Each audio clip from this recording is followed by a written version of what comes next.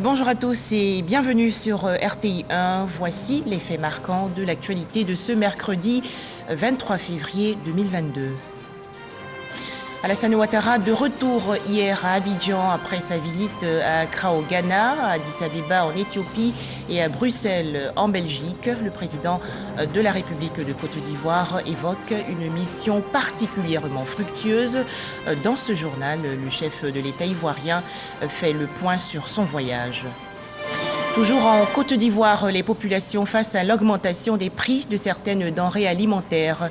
Le président de la République, Alassane Ouattara, qui est rentré hier de son voyage à l'extérieur du pays, annonce des mesures fortes. Déjà, 5 ministres du gouvernement ont rencontré les commerçants. Enfin, au Sénégal, l'inauguration hier du stade Abdoulaye Wade, infrastructure sportive aux normes internationales.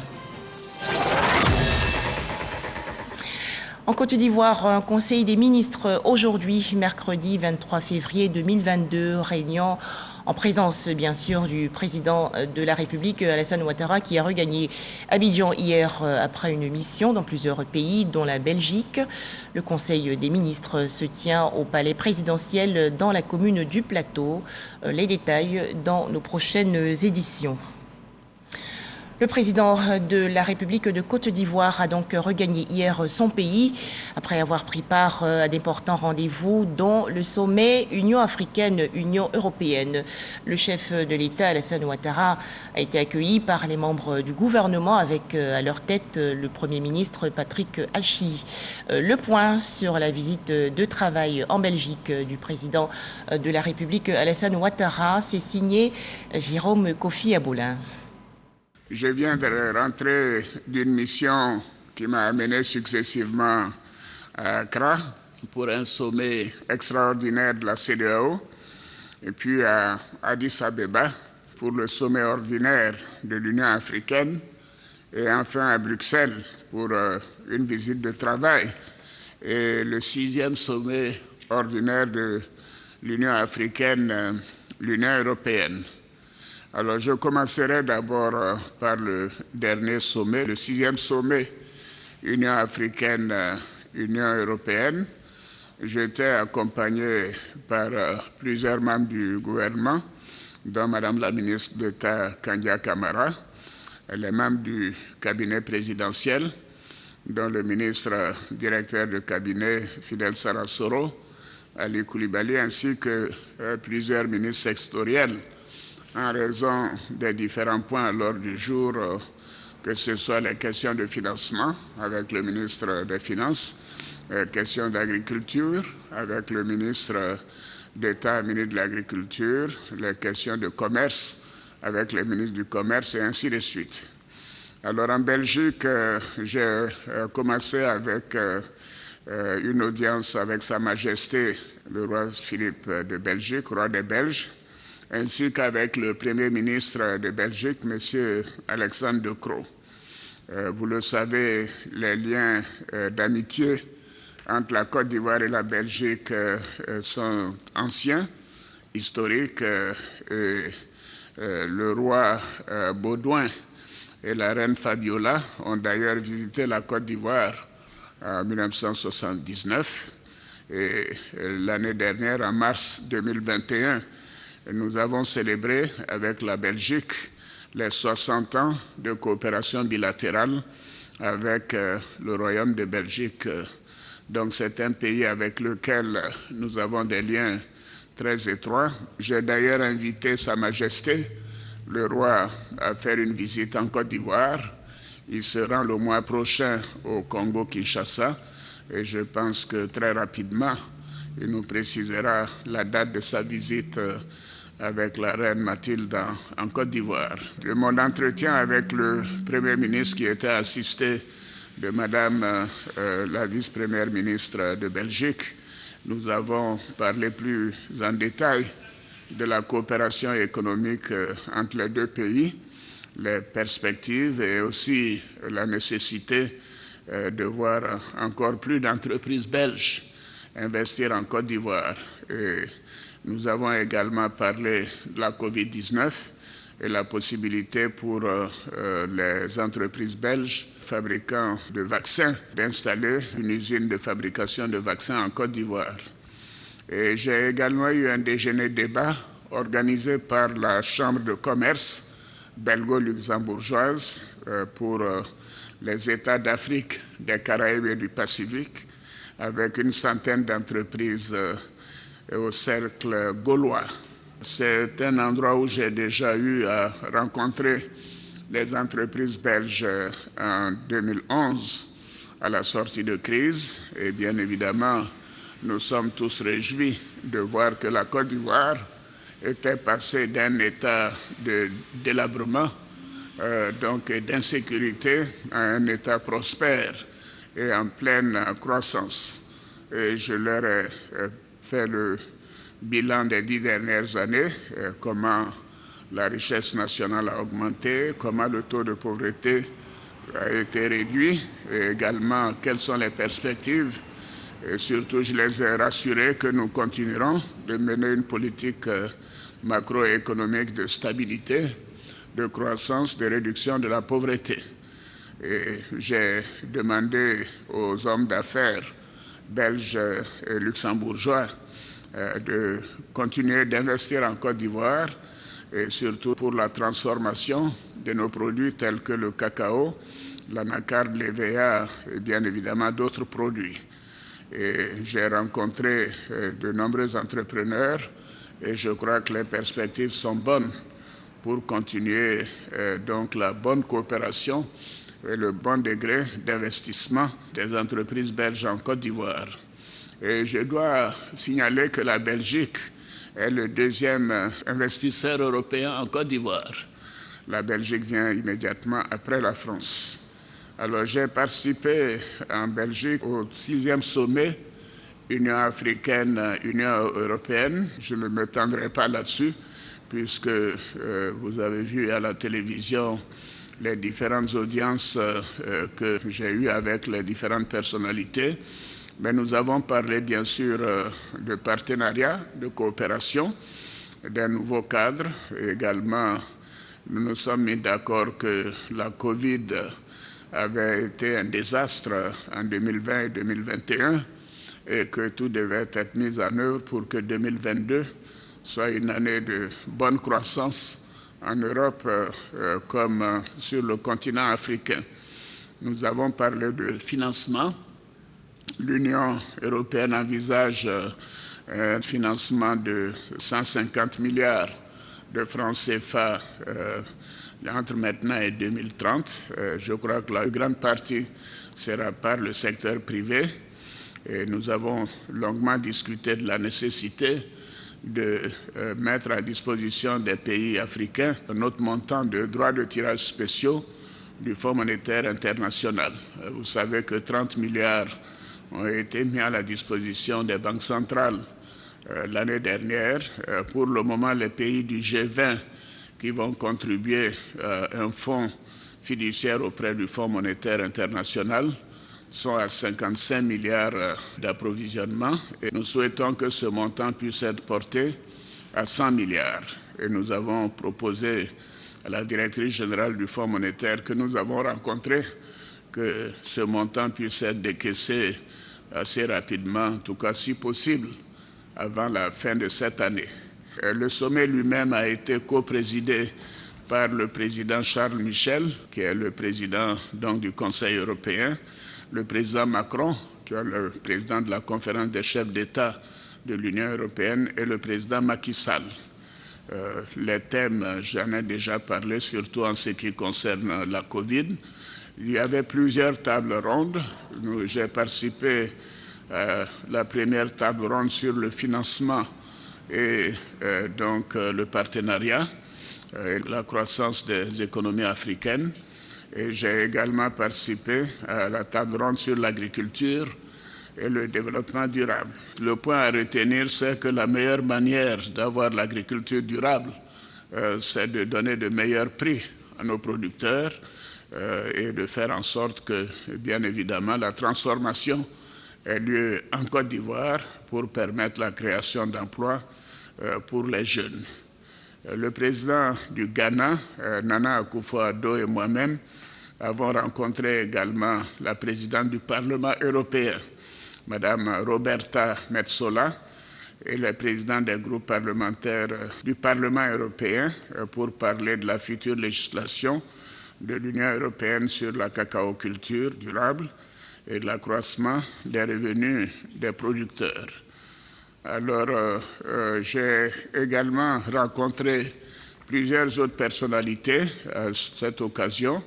Le président du Conseil européen, M. Charles Michel, la commissaire européenne aux partenariats internationaux, Mme Jutta Urpilainen, le président de la Banque européenne d'investissement, M. Werner Hoyer, le président directeur général de Sea Invest, qui investit en Côte d'Ivoire, M. Philippe Van de Wieder, et le secrétaire général de l'Organisation des États d'Afrique, des Caraïbes et du Pacifique. Voilà donc pour le séjour à Bruxelles. Alors, en remontant en amont, avant Bruxelles, j'étais au 35e sommet ordinaire des chefs d'État et de gouvernement de l'Union africaine, et plusieurs chefs d'État étaient présents. Et c'était une très bonne chose puisque, vous le savez, l'Éthiopie traverse une période difficile avec une des provinces, le Tigré, où il y a des problèmes actuellement. La pacification de ce pays est quelque chose que nous appelons de tous nos voeux. Alors, le thème pour lequel nous avons fait le déplacement, renforcer la sécurité alimentaire, accélérer le développement du capital humain, social et économique dans le continent africain.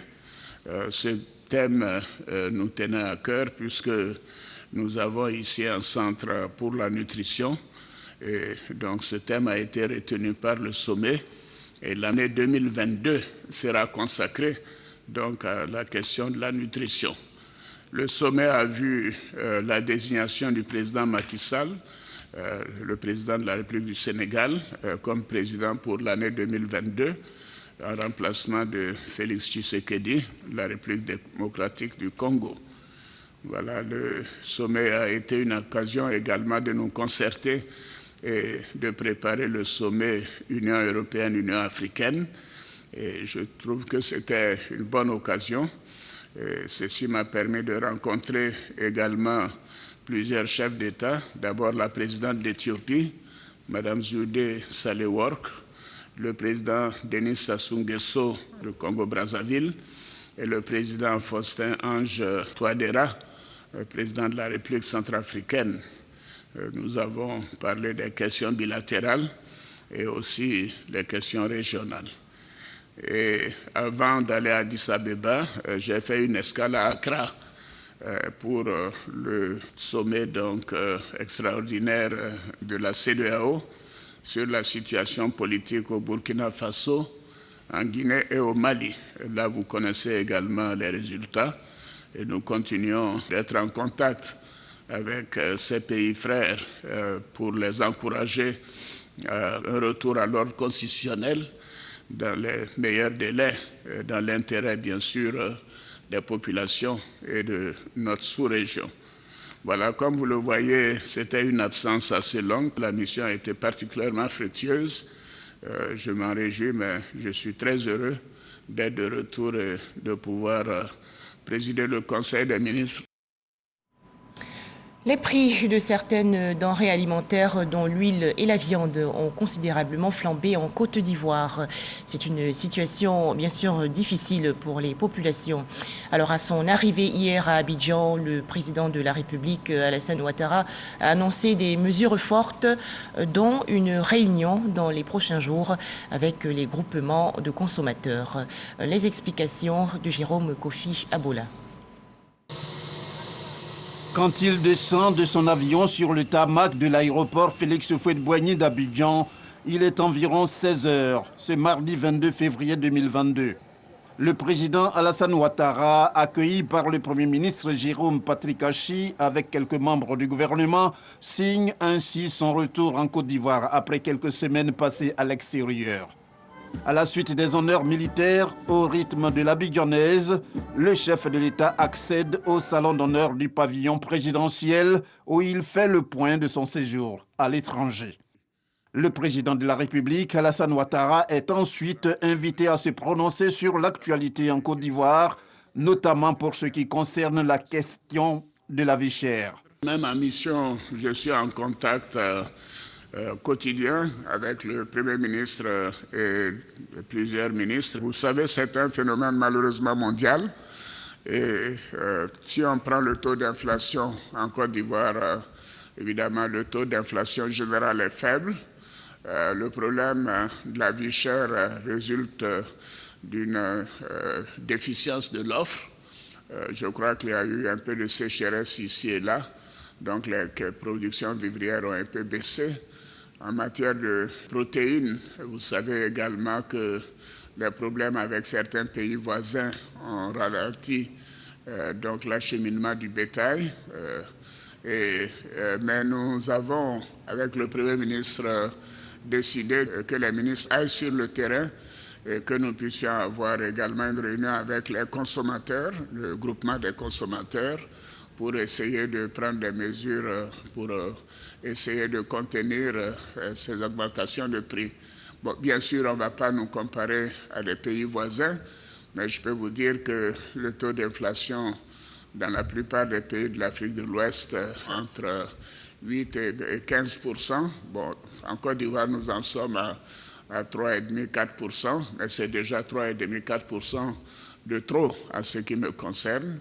Nous avons une monnaie stable qui nous protège contre les flambées de prix que nous voyons dans d'autres pays, mais nous continuerons de prendre toutes les dispositions au niveau de l'offre pour que la production soit encore plus abondante. Et s'il y a des besoins d'irrigation également, nous mettrons les moyens qu'il faut. Le déplacement du président Alassane Ouattara hors de la Côte d'Ivoire est marqué par sa visite de travail et sa participation au 6e sommet ordinaire Union africaine-Union européenne à Bruxelles, ainsi que sa présence au 35e sommet ordinaire de l'Union africaine à Addis Abeba et à la session extraordinaire de la CEDEAO à Accra sur la situation au Burkina Faso. Ils ont de leur côté effectivement constaté l'augmentation des prix de certaines denrées alimentaires dans les marchés du district d'Abidjan. 5 membres du gouvernement, dont Souleymane Diarra-Souba, le ministre du Commerce, Sidi Tiemoko Touré, des ressources animales, Amadou Kone, des transports, Amadou Koulibaly, de la communication et Kobenan Kwasi Adjoumani, de l'agriculture, ont visité hier des commerçants dans la commune de Yopougon. Ils sont au micro de Jean-Luc Gbangbo. Ils étaient 5 ministres à descendre sur le terrain pour se faire leur propre idée de l'augmentation des prix de certains produits de grande consommation. Une visite synchronisée qui les a amenés d'abord chez l'un des fabricants d'huile de table, l'un des produits touchés par la hausse des prix. Une hausse dont les responsables de l'usine ont essayé de situer l'origine. Aujourd'hui, la tonne d'huile de palme brute est à $1 600 la tonne. Et en début d'année, elle était à peut-être 1200. Et avant, c'était encore moins, ainsi de suite. Donc aujourd'hui, on est à un niveau qui a vraiment été vu. Après une visite de l'usine et de l'outil de production, les ministres se sont fondus dans les travées du marché de Selmer à Yopougon, accueillis par les complaintes des vendeuses, elles-mêmes dépassées par la hausse des prix. Échanges engagés, plaidoyer et écoute. Une véritable immersion dans le monde du commerce que les membres du gouvernement ont poursuivi en supermarché, toujours dans la commune de Yopougon. Une visite qui leur a permis de tirer plusieurs enseignements.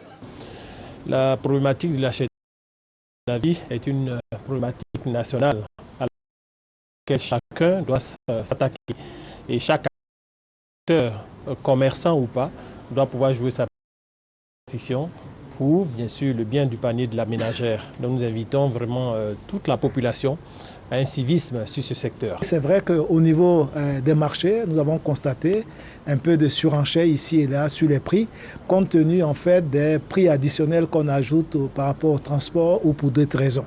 Mais globalement, je pense que c'est un élément de satisfaction par rapport au respect des prix. Des enseignements, mais également des propositions de solutions. Je crois qu'aujourd'hui, nous devons axer notre politique sur la production locale pour que nous puissions être autosuffisants en protéines végétales. Le gouvernement est en train de se battre pour faire en sorte que le consommateur puisse trouver le minimum dont il a besoin pour assurer vraiment la vie quotidienne. Les ministres se sont surtout félicités de l'approvisionnement des marchés en produits de grande consommation. Une situation qui réduit le risque de pénurie, elle-même à la base de la hausse des prix.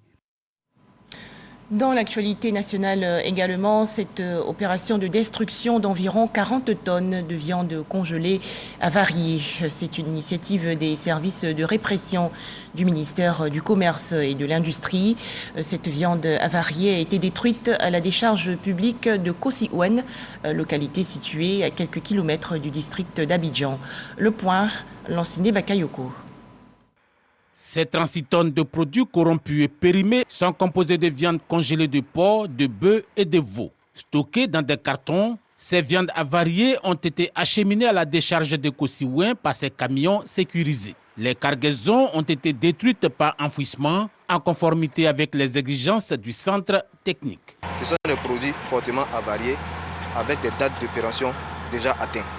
Ces produits constituent un danger pour la santé du consommateur et pour la santé publique, car étant impropre et insalubre pour la consommation. Cette opération de saisie suivie de destruction des produits hors délai a été possible grâce au contrôle renforcé des services de répression du ministère du Commerce et de l'Industrie dans les entrepôts frigorifiques vers la zone portuaire d'Abidjan. C'est l'occasion pour nous de pouvoir interpeller la population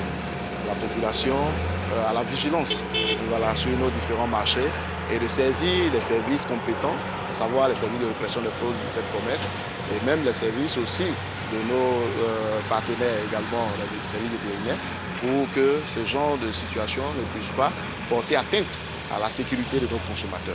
Depuis plusieurs années, la Côte d'Ivoire a bétonné son dispositif afin d'améliorer son système national de contrôle de la sécurité sanitaire des aliments. 2022, il faut investir dans le solaire. L'énergie solaire est en effet renouvelable et permet de protéger la planète sans réduire le confort énergétique des populations. L'Union économique et monétaire ouest-africaine a donc pris la bonne décision. L'UEMOA, à travers son projet régional de développement des énergies renouvelables, installe des mini-centrales solaires dans les zones rurales des 8 États membres. Dans ce reportage de Mahama Traoré, l'exemple des régions de l'Agnébitiassa et du Tiologo en Côte d'Ivoire. À Eouma-Kofikro, village situé à une vingtaine de kilomètres de Tia-Salé, tout laisse croire que l'électricité est une réalité. Sauf qu'au constat, ce n'est pas encore le cas. Plus pour longtemps, car les agents de la compagnie ivoirienne d'électricité s'attellent à la pose des compteurs prépayés. Les villageois, eux, sont déjà impatients. Alors, depuis fort longtemps, on attendait, j'ai l'impression que sans le courant, il ne peut pas avoir un développement. Donc, depuis, il y a eu même les premiers pas. Les gens viennent même chercher des lots pour pouvoir agrandir le village parce qu'ils savent que le courant va apporter beaucoup de choses pour nous. Je faisais mon petit restaurant. Bon, quand Ebola est venu, j'ai arrêté. Mais je compte refaire, par la grâce de Dieu, avec la lumière. Vraiment, ça me fera du bien. Contrairement aux milliers de villages électrifiés ces dernières années en Côte d'Ivoire, Eouma-Kofikro produira sa propre énergie à partir de ses panneaux solaires. 196 au total, installés sur ce site en plein cœur du village. À côté des panneaux solaires, un bâtiment technique abritant des batteries en plomb d'une puissance cumulée de 255 kWh, des onduleurs, des convertisseurs et un groupe électrogène doté d'une cuve de carburant diesel de 3000 litres de stockage. Ces équipements sont le cœur de ce système d'alimentation. C'est un groupe électrogène, on l'a mis de secours pour permettre à ce que ce village soit alimenté 24 heures sur 24, 7 jours sur 7, 364 jours dans l'année. Cette mini-centrale hybride photovoltaïque n'est pas connectée au réseau électrique national. Sa réalisation a permis d'installer dans le village d'Eouma-Kofikro un réseau de basse tension qui permettra d'éclairer le village avec ses lampadaires solaires et de fournir du courant dans les ménages. La particularité de ce type de centrale, c'est qu'on a du courant qui est propre, qui est fluide, qui est très harmonisé. Donc c'est un très bon courant qui est emmené aux populations. Brocro, un autre village du département de Tia-Salé, bénéficie du même système d'alimentation. Constat avec l'éclairage public fonctionnel en ces lieux ce début de soirée. Le village est illuminé. Pendant ce temps, la procédure de distribution et de fourniture du courant dans les ménages est en voie d'achèvement. Oui, nous sommes bien posé le compteur. Donc, nous avons espoir que tout va marcher. Nous sommes impatients parce que l'éducation des enfants me préoccupe beaucoup. Quand un enfant va à l'école, il vient à la maison, il n'étudie pas, moi, ça me dérange. S'il arrive à étudier à cause de la lumière, je serai vraiment ravi. Comme Brocro et Eoumankofikro, 5 autres localités sont aujourd'hui électrifiées par un tel dispositif d'énergie solaire en Côte d'Ivoire. Ce, grâce à la mise en œuvre du PRODER, le projet régional de développement des énergies renouvelables et de l'efficacité énergétique. Une initiative de l'UEMOA, Union économique et monétaire ouest-africaine, visant à diversifier les sources d'énergie afin de faciliter l'accès à l'électricité aux populations. De 17% en 2008, le taux d'accès est passé à 43% en 2019. Avec le PRODER, l'objectif est de le hisser à 82% en 2030. Les prix du pétrole augmentent et l'énergie coûte cher, ce n'est pas accessible. Alors qu'avec l'énergie durable, donc, nous avons des solutions techniques, des solutions technologiques actuellement qui nous permettent de fournir l'électricité même à des villages reculés avec des systèmes isolés comme celui donc, qui est installé donc, ici et qui transforme complètement donc, la vie donc, des populations. Le projet a aussi une vocation écologique car en optant pour cette énergie renouvelable, l'UEMOA veut réduire les effets des changements climatiques dans la sous-région. Dans la zone franc, les énergies renouvelables représentent environ 24% de la production d'électricité des États. Une proportion que veut accroître le PRODER à 82% d'ici à 2030, ce qui est en cohérence avec l'engagement pris par la Côte d'Ivoire lors de la dernière conférence des parties sur le climat à Glasgow en Écosse, de porter la part des énergies renouvelables à 45% dans le parc de production. Cependant, le véritable défi sera de pérenniser cette expérience. Nos techniciens vont bénéficier donc de formations adaptées à la maintenance donc de ces équipements-là. Pour l'entretien des panneaux, l'UEMOA a bien voulu encore donc nous soutenir avec un financement qui va permettre, dans les localités où on n'a pas l'eau courante, de faire donc des petits forages. Et cette eau-là va servir à faire l'entretien donc des panneaux. Pour faire du PRODER une réalité en Côte d'Ivoire, l'UEMOA a dépensé plus de 2 milliards de francs CFA. Ces ressources propres ont servi à réaliser le dispositif d'alimentation solaire et les réseaux de distribution dans les villages bénéficiaires. L'initiative prend aussi en charge la pose des compteurs et les installations électriques dans les ménages. Restons tous mobilisés contre le coronavirus et nous allons mettre fin à la maladie.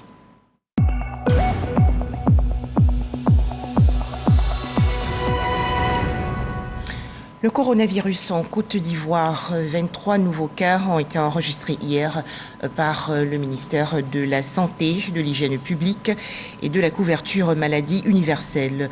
La Côte d'Ivoire dénombre actuellement 81 397 cas confirmés de coronavirus, 79 469 personnes guéries, 791 décès et 1128 cas actifs. Faisons-nous tous vacciner contre le coronavirus et respectons les gestes barrières. En image, l'actualité hors de chez nous. Le Sénégal a désormais un stade aux normes internationales. La structure de 50 000 places qui a été construite par une entreprise turque est située à quelques kilomètres de Dakar, la capitale. Ce stade, qui porte le nom de l'ancien président sénégalais Abdoulaye Wade, a été inauguré hier par l'actuel chef de l'État Macky Sall. Enfin, en Côte d'Ivoire, rappelons le Conseil des ministres qui vient de s'achever. Réunion en présence du président de la République, Alassane Ouattara, qui a regagné Abidjan hier après une mission dans plusieurs pays, dont le Ghana, l'Éthiopie et la Belgique. Nous allons parler largement de ce Conseil des ministres dans nos prochaines éditions. Merci de nous avoir suivis. D'autres informations sur notre site rti.ci.